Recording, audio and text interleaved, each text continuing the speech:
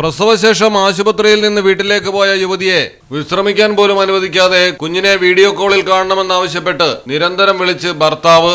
വിളിയുടെ എണ്ണം കുറയ്ക്കാൻ ആവശ്യപ്പെട്ട യുവതിയുടെ അമ്മയെ മരുമകൻ കുത്തി കൊലപ്പെടുത്താൻ ശ്രമിച്ചു. കർണാടകയിലെ ബെലഗാവിലാണ് സംഭവം. 26 വയസ്സുകാരനായ അരവിന്ദ് ഗവാലിയാണ് സാവട്ടടി താലൂക്കിലെ അല്ലടക്കട്ടയിൽ താമസക്കാരിയായ 45 വയസ്സുള്ള മഹാദേവി കരികറിനെ കുത്തിയത്.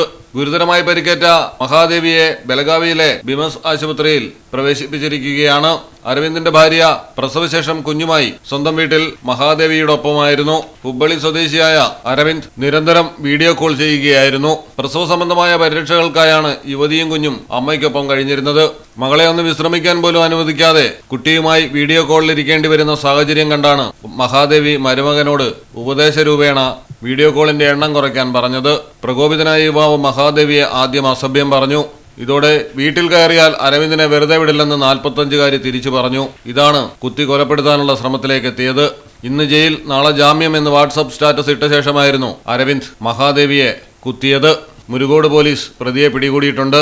News desk Malayalam television. ഇനി നിങ്ങളുടെ വീടുകൾക്കും കെട്ടിടങ്ങൾക്കും മരത്തിനേക്കാൾ വിലക്കുറവിലും മരത്തേവിലും കരുത്തുമായി Fairtech steel window and doors.